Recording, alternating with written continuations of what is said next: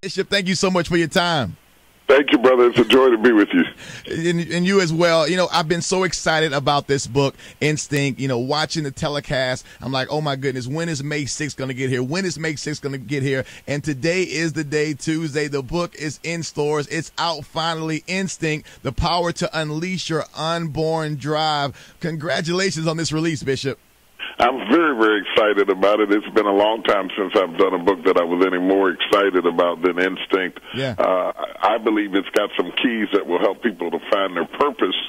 A lot of times we're working our job, but we're not working in our purpose. And I think this book will help people to find out that you are instinctively designed to function in certain atmospheres and how to flow into those atmospheres and be all you were meant to be. Yeah, and you know, Bishop, I've read, you know, a lot of the commentary about the book. People have had a chance to read it. I can't wait to read it myself. But it seems to be like there's sort of a departure from your earlier works. You know, reposition yourself, making great decision, and one of my personal favorites, Let It Go. What prompted you to write the book on instincts?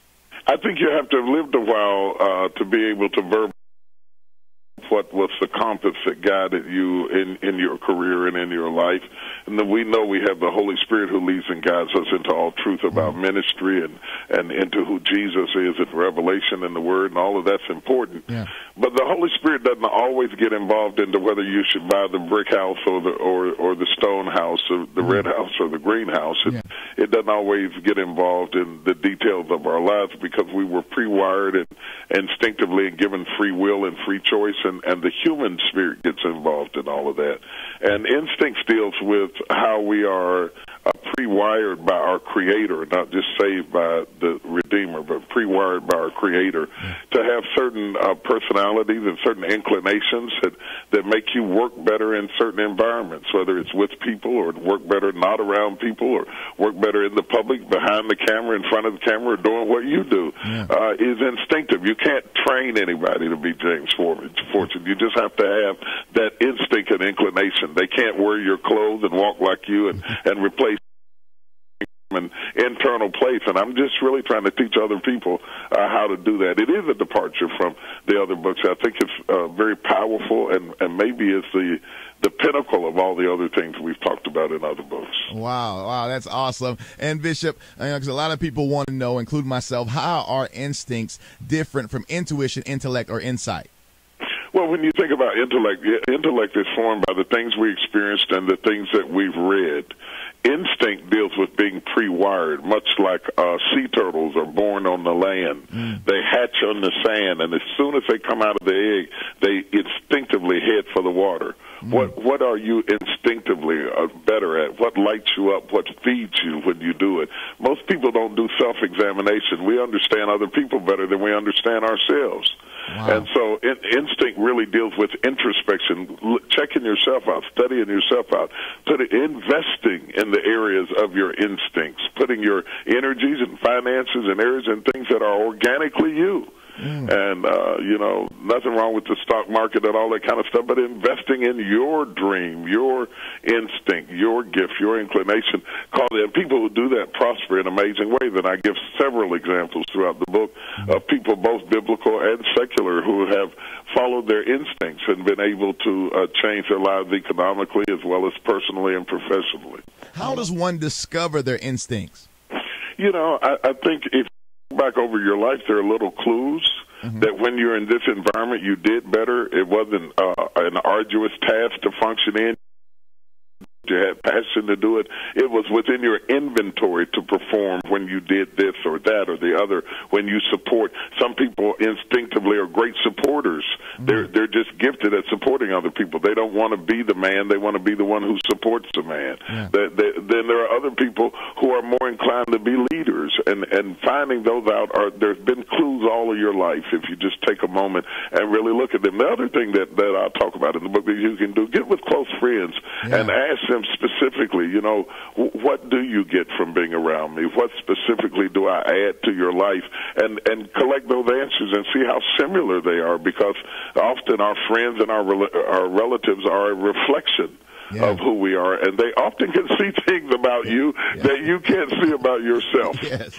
You know, it's amazing how you can help everybody else, and sometimes you can't help yourself. But finding your instincts is a part and a task of talking to people who help you to key in on who you are and help to point you so that the second half of your life should be the most productive, effective part of your life, because you have all of these experiences to draw from. Yes, I love it. Now, Bishop, I want to talk about, one of the things I was looking in the series is when you were talking about the cocoon and the butterfly, and how, the butterfly is in the cocoon and the struggle and but when you come out with your wings. Can you just talk a little bit about that?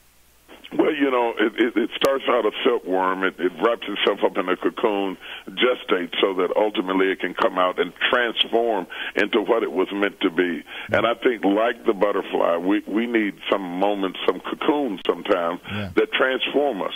And cocoons are small places that you get in for a while, that incubate you, that develop you so that you can come out of it greater than you were when you went in. A cocoon may be a job that frustrates you. It may be a relationship that God uses to give you wings. And sometimes we're so frustrated by the cocoon when we don't know that the cocoon is a part of the process that helps you to find your wings and finds the highest and best expression of who you are. Wow, I love it. And when you were talking about that, you talked about how sometimes it can be frustrating when you're in the cocoon because you know you're supposed to fly. You know that there's more for you out there, but you just got to be patient through the process, like you said. I just thought that was so awesome. And Bishop, you've been talking to us a lot about instinct, and you also you always bless us when you're talking about destiny, to make sure that you're on purpose.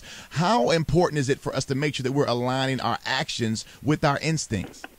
Well, a house divided against itself shall not stand. If your actions are going one way and your instincts are pulling you toward the other, you're divided against yourself. You want to put your actions, your energies, your resources, your finances, and even the relationships you develop should be in the sphere that you are instinctively drawn to. It like metal to a magnet. We have these drawings to certain things that sometimes we're drawn to things that we haven't even been trained in, haven't been educated in, but we're drawn toward them. And I think we should pay those inclinations some attention. When you start looking at people who changed the world or changed their country or changed their lives, they did it often instinctively. And these are generally people who break rules and think outside of the box and have the courage to go into different arenas. James, one of the great mistakes that people make when they look at other people who do great things, they think that they're fearless. But the reality is you have to feel the fear and do it anyway. Anyway, that's courage, Absolutely. It's not that the fear goes away while you do what you're trying to do. You overcome it. That's why we're overcomers. I love it. Oh, that is awesome. We are overcomers. Now, Bishop, you use the metaphor in this book of giraffes eating from the tops of the trees while turtles eat at ground level. Talk about the difference between raising up versus remaining where one used to be. Well, the first thing I'd like to say, there's nothing wrong with turtles and there's nothing wrong with giraffes until one of them tries to advise the other.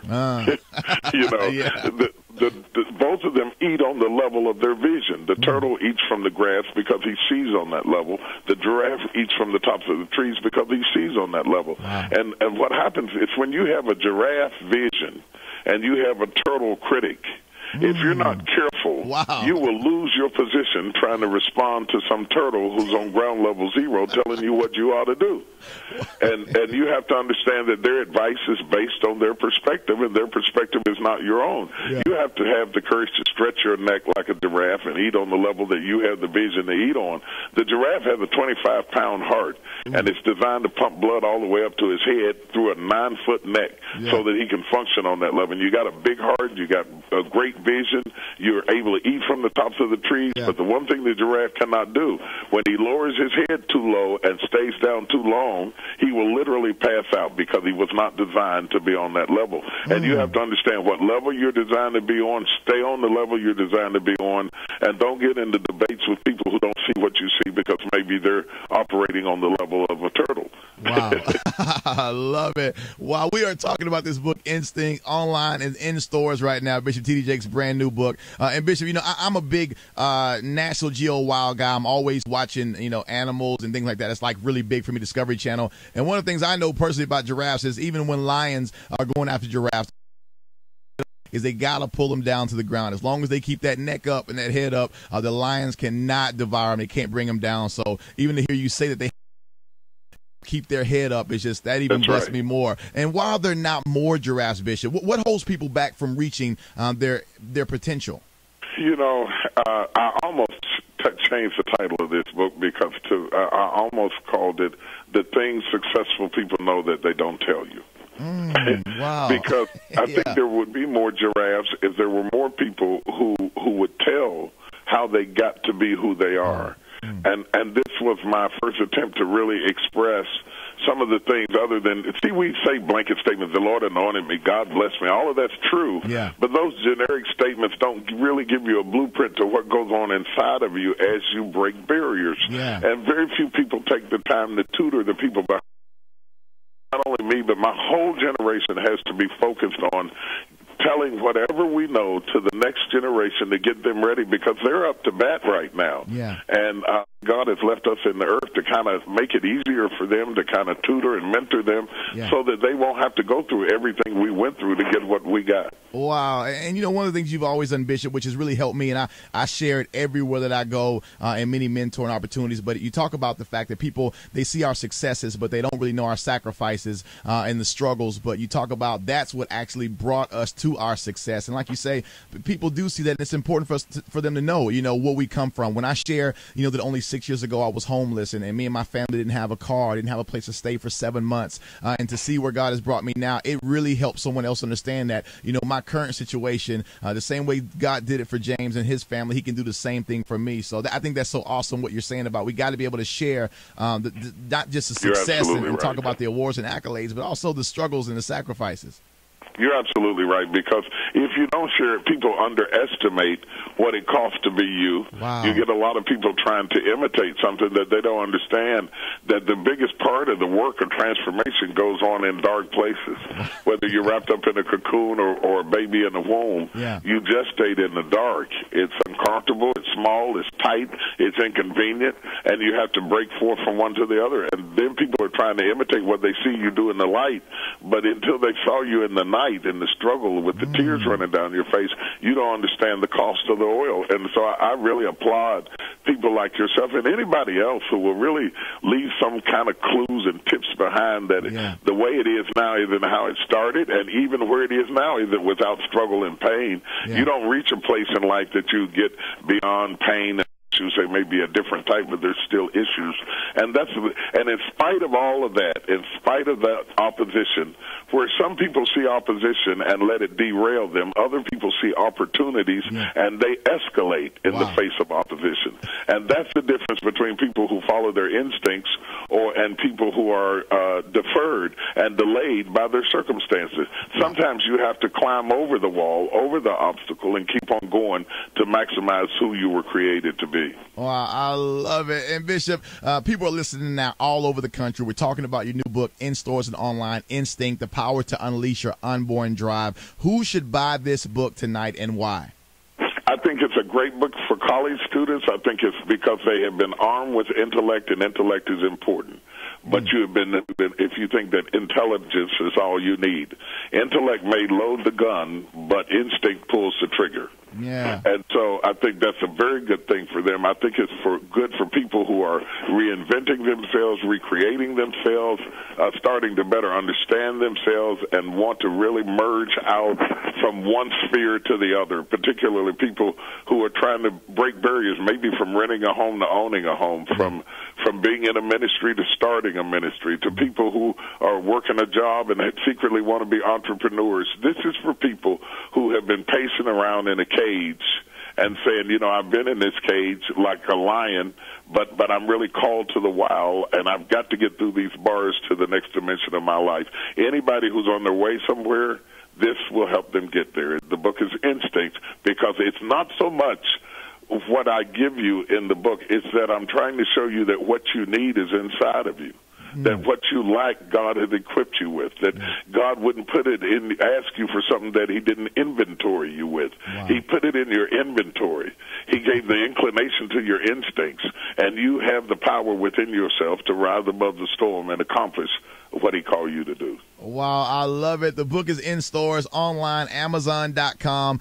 Bishop T.D. Jakes, Instinct, The Power to Unleash Your Unborn Drive. And, of course, we're going to continue to push this book and let people know how important it is that they support it and go out and get it, because it's definitely going to bless their life. Now, Bishop, we have a save the date. We want to make sure everybody is saving the date, October 2nd through the 4th in Atlanta, Georgia. Woman, Thou Art Loose. Talk about that for us.